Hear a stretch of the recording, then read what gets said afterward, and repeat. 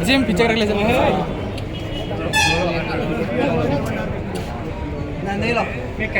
बोल कर दिया सुना ना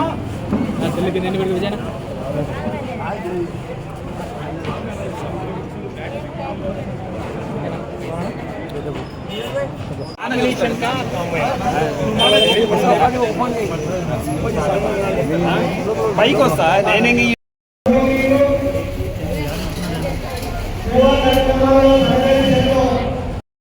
మేమన్నా చాలా యూత్ అందరికీ జాయిన్ కావడం జరిగింది. మన చెప్పినారు ఎవరో టీడీపీలో చాంపాడ గిఫ్ట్ ఇస్తారని. ఇప్పుడు నేను చెప్తున్నా చాంపాడ నుంచి డబుల్ గిఫ్ట్ నేను ఇస్తానని వైఎస్ఆర్సీపీతో నేను చెప్తున్నా. అందరు గుర్తుపెట్టుకోండి. జై శిల్ప, జై జగనన్న. ఈరోజు తెలుగుదేశం పార్టీని వీడి వైఎస్ఆర్ కాంగ్రెస్ పార్టీలోకి చేరడం ముఖ్య ఉద్దేశము. ఈరోజు బీజేపీతో తెలుగుదేశం పార్టీ అలయన్స్ కావడము, ఈ యొక్క కూటమిని కూకటి వేళ్లతో పెకిలించాల్సిన అవసరం ఉంది. ఎందుకంటే ఇది ప్రజాస్వామ్య విలువలకు, రాజ్యాంగ విలువలకు మరియు మానవత్వానికి మాయని మచ్చ బీజేపీ పార్టీ. అటువంటి పార్టీతో ఈరోజు తెలుగుదేశం పార్టీ జత కట్టడము చాలా మాకు బాధ కలిగించింది. ఎందుకంటే గతంలో చంద్రబాబు నాయుడు గారు జైల్లో ఉన్నప్పుడు ఎంతో మంది ముస్లిం సమాజం, ఎంతో మంది ముస్లిం యువకులు చాలా మంది రోడ్డు మీదకి వచ్చి నిరసన తెలిపి ప్రత్యేకంగా దువాలు చేసి ప్రత్యేక ప్రార్థన చేయడం జరిగింది.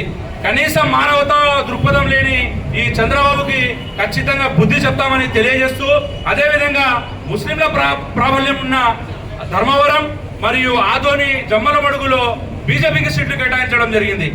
ఈ రోజు మనం చూసుకుంటే యూపీ లెక్క ఈరోజు ఏపీని మార్చే పరిస్థితికి ఈరోజు చంద్రబాబు తీసుకురావడము ప్రతి ఒక్క ముస్లిం సోదరులు ఆలోచించి మీ ఓటు వైఎస్ఆర్ కాంగ్రెస్ పార్టీకి వేయాలని చెప్పి తెలియజేసుకుంటూ, అదేవిధంగా టీడీపీకి ఓటు వేస్తే ఖచ్చితంగా అది బీజేపీకి ఓటు వెళ్తుందని చెప్పి మీరు గమనించాలని చెప్పి తెలియజేస్తూ, రాబోయే రోజుల్లో క్రియాశీలకంగా పనిచేసి శిల్పారాయణ గారి గెలుపు కోసము మేము శాయశక్తిలో కృషి చేస్తామని ఈరోజు ఈ సందర్భంగా తెలియజేసుకుంటున్నాము. తెలుగుదేశం పార్టీలో పనిచేయడం జరిగింది. పార్టీకి ఎన్నో సేవలు అందించడం జరిగింది. నారా చంద్రబాబు నాయుడు గారు జైల్లో ఉన్నప్పుడు కూడా మేము ఎన్నో కార్యక్రమాలు చేయడం జరిగింది. మరీ ముఖ్యంగా ముస్లింల తరపున మసీదులలో దువా కూడా చేయడం జరిగింది. దర్గాలకు తిరిగి ఫాతిహా చేయడం జరిగింది. ఈ విధంగా ముస్లింలందరూ బాబు గారి కోసం ఎంతో పని చేశారు. కానీ చంద్రబాబు గారు ముస్లింల గురించి ఒక్క క్షణం కూడా ఆలోచించకుండా, ముస్లింల గురించి ఏ క్షణం కూడా ఒక్క నిమిషం ఆలోచన చేయకుండా ముస్లింలకు ద్రోహం చేయదలుచున్న పార్టీతో పొత్తు పెట్టుకొని ముస్లింలకు ద్రోహం చేయడం జరిగింది. గతంలో నేను ఇదే మాటలో ఉన్నాను. పార్టీలో మేము పనిచేసాం, కానీ బీజేపీతో మేము ఎప్పుడు పనిచేయమని కూడా తెలియజేశాం కూడా.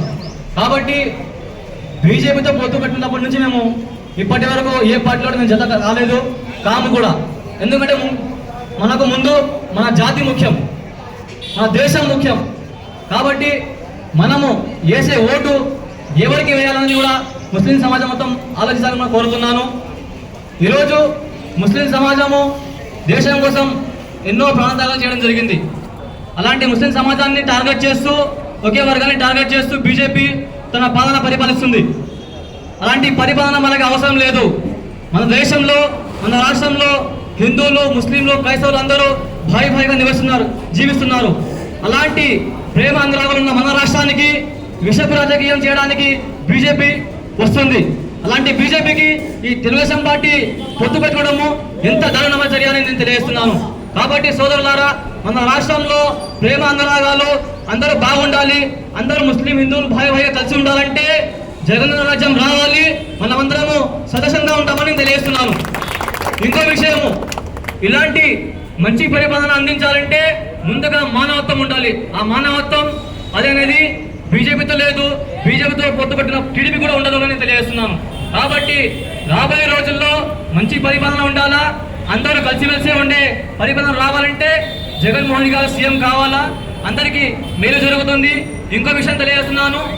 ఒక నెల క్రితము బాబు గారు మాట్లాడుతూ సిఏఏ అమలు చేయడంలో తప్పు లేదు అంటున్నారు. ఎందుకు తప్పు లేదు? రాజ్యాంగ ప్రకారంగా అందరికీ కుల మతాలకు అతీతంగా అందరికీ పౌరసత్వం అనేది ఇవ్వాలా. కానీ ముస్లింలకు మినహాయింపు అందరికీ పౌరసత్వం ఇస్తామంటే ఎందుకు ఒప్పుకుంటాము? అలాంటి చట్టానికి ఈయన ఎందుకు మద్దతు ఇస్తున్నాడు? మేము ఒకటే కోరుతున్నాము, గతంలో కూడా సీఎం జగన్మోహన్ రెడ్డి గారు అసెంబ్లీలో ఎన్ఆర్సీ అమలు చేయమని చెప్పడం జరిగింది. మేము ఒక ఆశ పెట్టుకుంటున్నాము. ముస్లిం తరపు నుంచి మేము అందరూ ఒకటి కోరుతున్నాము, రాబోయే రోజుల్లో కూడా మన రాష్ట్రంలో కూడా కేరళ తరహా, వెస్ట్ బెంగాల్ తరహా, తమిళనాడు తరహా మన రాష్ట్రంలో కూడా సిఏ అమలు చేయమని ఒక మంచి శుభవార్త మనకు వినిపిస్తుంది తెలియజేసుకుంటూ కోరుకుంటూ ఈ అవకాశం ఇచ్చిన వైఎస్ఆర్ కాంగ్రెస్ పార్టీ రోజు రోజుకి బలోపేతం అవుతుందని చెప్పడానికి ఈ జాయినింగ్సే ఒక ఉదాహరణగా మనం చెప్పొచ్చు.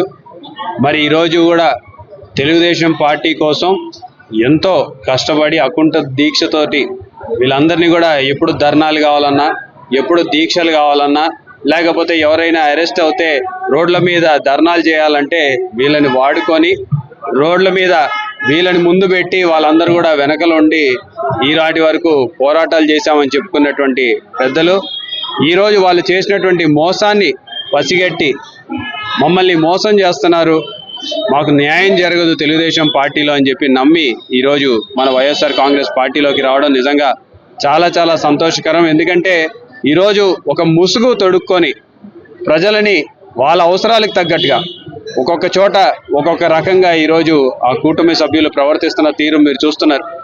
తెలుగుదేశం పార్టీ నుంచే మనుషుల్ని పంపిస్తారు, వాళ్ళనే బీజేపీ నుంచి పోటీ చేపిస్తారు. లేకపోతే తెలుగుదేశం పార్టీ నుంచే మనుషుల్ని పంపించి జనసేన పార్టీ నుంచి పోటీ చేపిస్తారు. లేకపోతే అవసరం ఉన్న చోట 3 పార్టీల సింబల్లు కనపడతాయి.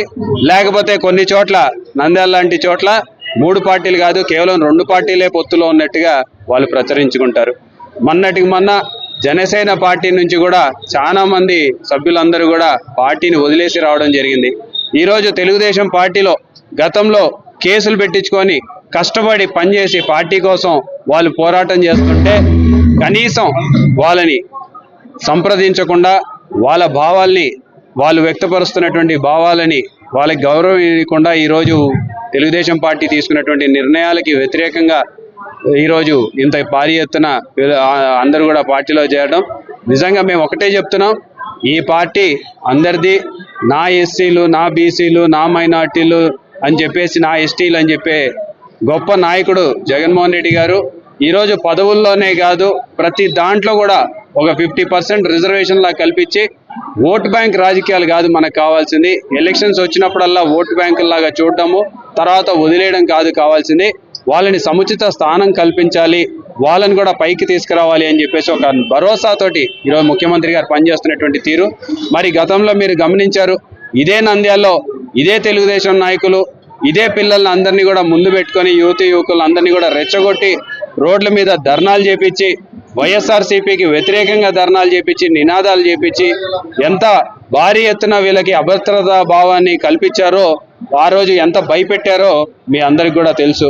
మరి ఇదే పెద్ద మనుషులు ఈరోజు అదే ముసుగు తొడుక్కొని అదే బీజేపీతో ఏదైతే వ్యతిరేకం అని చెప్పేసి ఆ రోజు మాట్లాడినారో ఈరోజు అదే పార్టీతోటి పొత్తు పెట్టుకొని అదే పార్టీ నాయకులందరినీ కూడా కలుపుకొని ముందుకెళ్తూ ఉంటే అసలు ఏ రకంగా అసలు ఏం మెసేజ్ ఇవ్వాలనుకుంటున్నారు అనేది కూడా ఒకసారి స్పష్టం చేయాల్సిన అవసరం ఉంది. మరి ఈరోజు తెలుగుదేశం పార్టీ నాయకులు వాళ్ళు ఎంతసేపు ఉన్నా సరే నంద్యాలకి ఏం చేశారో చెప్పండి అని చెప్పేసి మేము మాట్లాడితే ఆ విషయం తప్పితే మిగతా అన్ని విషయాలు ఈరోజు మాట్లాడేటువంటి పరిస్థితి.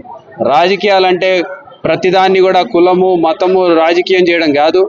రాజకీయాల్లో ఉండాలి అంటే ప్రజలకు ఏం చేశారు, నంద్యాలకి ఏం చేశారు, నంద్యాలని ఏ రకంగా బాగు చేయాలనుకుంటున్నారు అనే దాని మీద మాట్లాడాలి. మొన్నటికి మొన్న కూడా ఏదో ప్రెస్ మీట్ పెట్టేసి శిల్పా వాళ్ళు కేసులు పెట్టించారు గతంలో అని చెప్పేసి మాట్లాడినారు. నేను ఈరోజు సూటిగా అడుగుతున్నా, ఆ రోజు గొడవ జరిగిన సమయంలో అక్కడ ఎస్సీల మీద కేసులు లేకపోతే ముస్లింల మీద కేసులు పెట్టినారు. ఆ ఎస్సీలు ఎవరికి సంబంధించిన వ్యక్తులు? మీ పార్టీ నాయకులు కాదా? లేకపోతే మీ కుటుంబ సభ్యులకి అత్యంత సమీప మీ యొక్క అనుచరులు కాదా?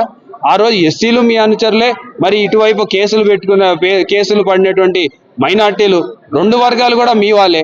మరి మీరు కూర్చొని ఆ రోజు రాజీ ఎందుకు చేయలేకపోయినారు అనేది నేను సూటిగా అడగదలుచుకున్నా. ఆ రోజు శిల్పామోహన్ రెడ్డి గారు కనీసం నంద్యాలలో కూడా లేరు, ఆయన ఊర్లో లేరు, రాష్ట్రంలో లేరు. అయినా సరే కేవలం ఎలక్షన్లు వస్తే పనిగట్టుకొని ఆయన మీద ఒక అబద్ధపు వాతావరణం సృష్టించాలి, మాయమాటలు చెప్పాలి, ప్రజల్ని మోసం చేయాలి.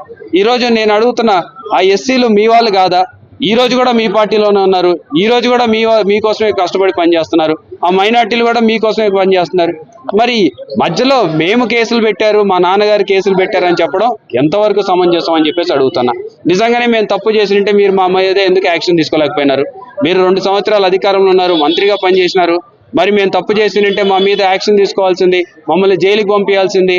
లేనిపోని ఆరోపణలు చేసుకుంటూ, పసలేని ఆరోపణలు చేసుకుంటూ, ఎలక్షన్లు వచ్చిన వెంటనే ప్రజల మనోభావాలతోటి ఆడుకుంటూ, పోయినంతకాలం పాత చింతకాయ పచ్చడిలాగా పాత రాజకీయాలు చేస్తున్న తెలుగుదేశం నాయకులకి ఖచ్చితంగా ప్రజలే బుద్ధి చెప్తారు. మేము ఈరోజు వైఎస్ఆర్ కాంగ్రెస్ పార్టీ తరఫున ధైర్యంగా మా పార్టీ ఏం చేసింది, మేమేం చేశాం, నంద్యాలని ఏ రకంగా అభివృద్ధి చేశాం, ప్రజలకు ఏ రకంగా సంక్షేమంతో మేలు చేశామని చెప్పి ధైర్యంగా చెప్పుకోగలిగే పరిస్థితిలో వైఎస్ఆర్ కాంగ్రెస్ పార్టీ ఉంటే, ఏం చేశామో కూడా చెప్పుకోలేనటువంటి దుస్థితిలో ఈరోజు తెలుగుదేశం పార్టీ నాయకులు ఉన్నారు. ప్రజలు గమనించాలి. మనం అంతా కూడా అన్నతమ్ములు మాదిరి, ఒక కుటుంబం మాదిరి. నంద్యాల అనేది ఒక కుటుంబం.